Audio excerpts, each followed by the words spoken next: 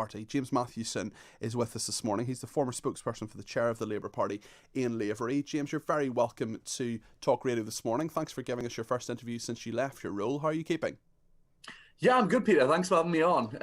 It's a great journey. I must say the conversation around the Yard of Ale in particular has been riveting this morning. So I don't know about you, but when I left school, it was a rite of passage at the local rugby club up here in Northumberland that you did a Yard of Ale. So I'm sure they'll be very disappointed. How does one drink a Yard of Ale? Talk me through the experience. I haven't done it myself. Of course, Peter, I never would have done such a thing. Of course not. You're a paragon of virtue. The devil's buttermilk has never touched your lips.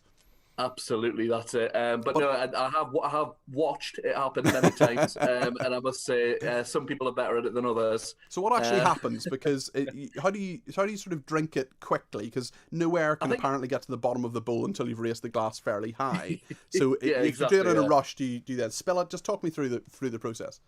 I believe there's a lot of physics involved in it. It's a very scientific art. But if you, as I was told once, if you open your throat the right way and put your head all the way back, you should be able to accomplish it. But like I say, I've never attempted, and I don't think at this stage in my life I probably will now. So if other people want to keep doing it, I'm fine with that.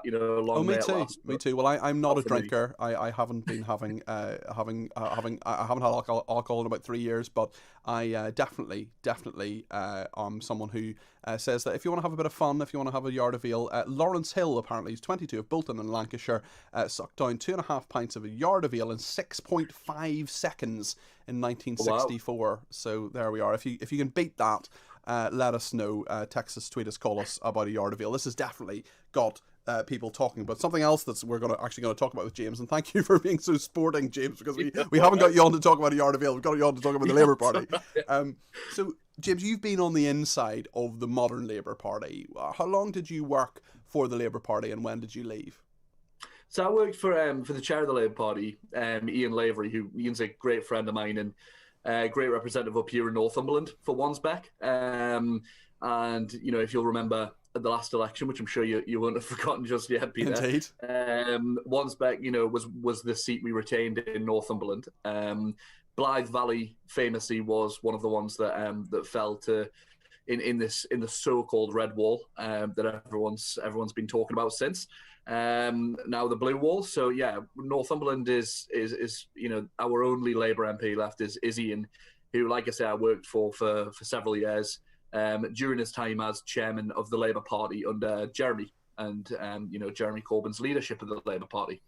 It's been a controversial period, of course, the Jeremy Corbyn leadership, and now we've got Keir Starmer. I mean, what do you think?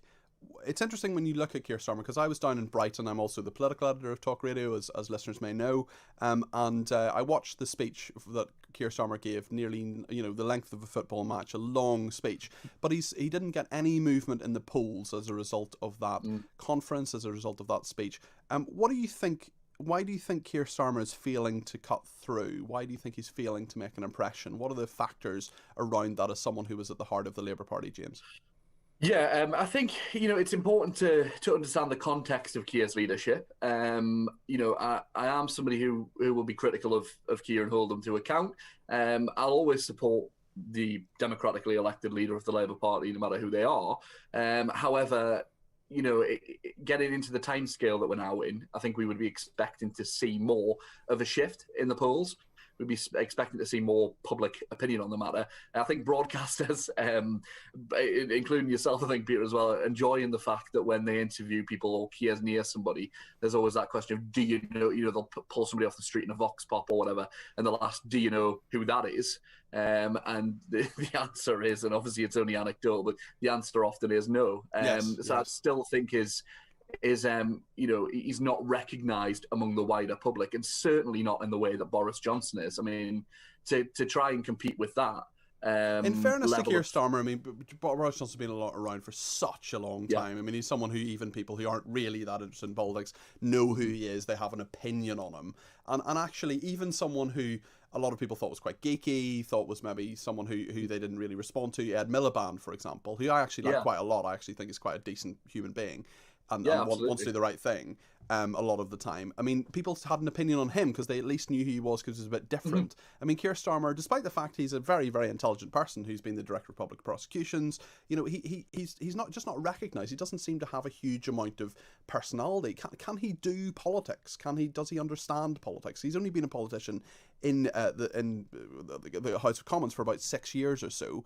He doesn't strike me as that political, whereas someone like Ian Lavery, who you worked for, is extremely political, been steeped in politics for decades, for generations. Does Keir Starmer get it, do you think, James? Well, that's it, and that's the fundamental question, I think, because with Keir, what you've got is somebody who's very polished, very professional. I think is a details-driven man. He knows a lot about legislation because of his role, at the CPS. He's somebody who obviously likes to go over details, facts. He's very forensic in the way that he approaches things. And, that's fantastic. And, we all know, and anybody who's worked in politics knows there's two sides of politics. There's the very public side where, there's all the jeering and the back and forth and all the rest of it, the sort of stuff you see in PMQs. And then there's the other side, which is actually getting stuff done when you're an MP. Especially if you're a backbench MP, and that takes collaboration, takes cross-party working. And a lot of people don't appreciate that, the actual work as an MP and as a politician to change things, to help your constituents, requires a lot of collaboration with, opposition, with the government, with, whoever you can speak to help your cause. So I think Keir's good in that sense. So as a politician, probably very effective. As a leader, that's the question, because I do think leadership is a very different thing, especially in the age of Boris Johnson, where it's a very populist message and a very populist presentation that's coming across from the government. And it's interesting you mention that, James, because one of the big policies that the government has at the moment, we hear so much about levelling up. We hear so much about how we got to, wages need to rise, how you sitting in the northeast, everyone around you should have the same opportunities as someone in the southeast, the economic powerhouse of this country, where so many people earn more money and pay more taxes and all the rest of it. I mean, do you think Keir Starmer can counter the government's level up agenda? I'm not sure I know what he thinks about it. Do you? Yeah, that's the thing. And I mean, the perfect example is with that level and up side of things. I've just had an email this weekend from the party, from my local party, asking me to get involved and come and campaign in a council by-election, which is taking place over in Carlisle. And, that's great. I could hop in the car. I could go, if I didn't have other things going on, I could drive across, get involved, pick up a clipboard, go out with a team and knock on some doors.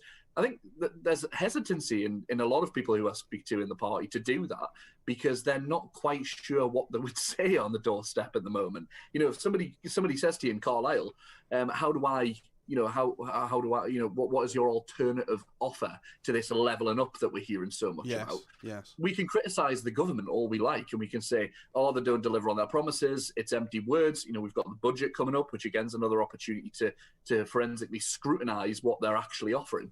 But it's not good enough to say, well, actually, they're not very good. We're slightly better. Vote for us. Yeah. We've seen in the past. We saw in 2017, 2019. Although we had that, huge policy offer, I would say, too much on offer. Yes, for people. I agree. But even though we had that, saying to people on the doorstep, the Tories are evil. We're not.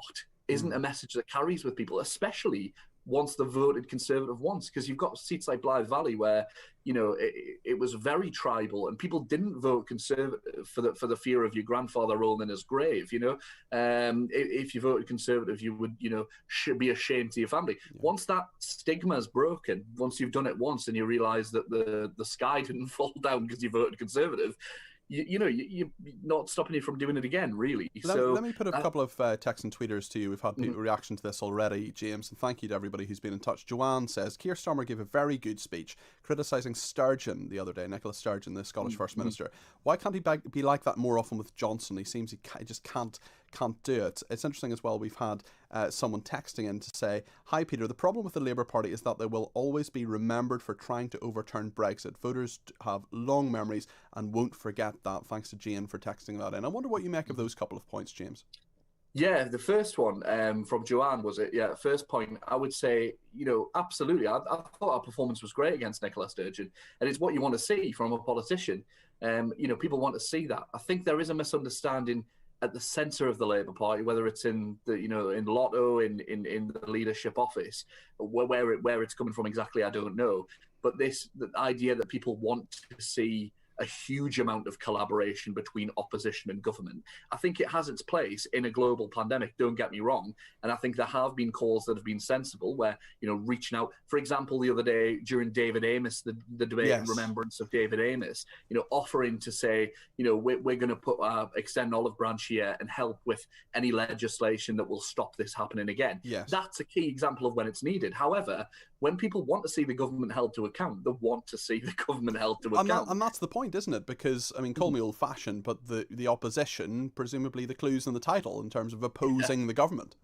Yeah, and that's how the system works. As you well know, I don't need to tell you, Peter. The opposition will hold you to an account when you're in government, and that helps, perfect our legislation and ensure that, we've got the best possible legislation coming through from the House of Commons to the House of Lords and then into the statute. But that's how the system works. So seeing things like that, and then the second point about Brexit, I certainly understand those sentiments. Family members of mine who voted leave.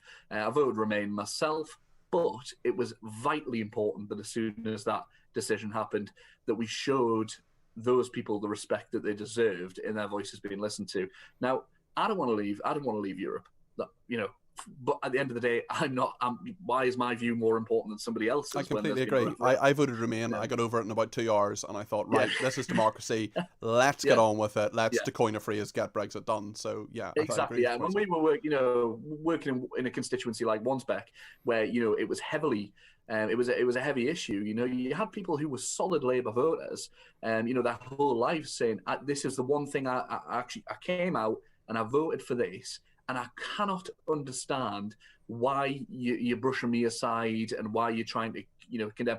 And I think towards the end, there was a lot of, people kind of came a lot more to an understanding of, okay, let's all listen to each other. But it took a long time to get to that point. Even with the Labour Party during the referendum campaign, I mean, putting billboards up in Govan in Glasgow, saying you'll be economically worse off if you leave the EU. Yeah. Govan's an area of huge deprivation. Yeah. And you're saying to people, oh, by the way, your stocks and shares might not be worth very much. Exactly. Well, actually, we don't have any stocks and shares. Yeah. No, exactly. I think that's very sensible. And actually, the number of people are saying, oh, the City of London will suffer. It's like, well, I don't care. I don't work in the City of London. And I'm, what's the City of London ever done for them? Well, the bankers got rich and caused 2008 crash. So there we are. Listen, I think there's a lot more language around ignorance, isn't it? You say to people, oh, you only voted that way because you were ill-informed. Well, that's nonsense. That's absolute nonsense, as you say. James, it's incredibly rude, yeah. We're going to have to leave it there, James, but I want to talk more to you both on the show, and perhaps we go for a yard of ale together. I'll have a yard of Diet Coke. Thank you so much for joining us. That was James Matthewson, former spokesperson for the former chair of the Labour Party, Ian Lavery. There's plenty more to come here on Talk.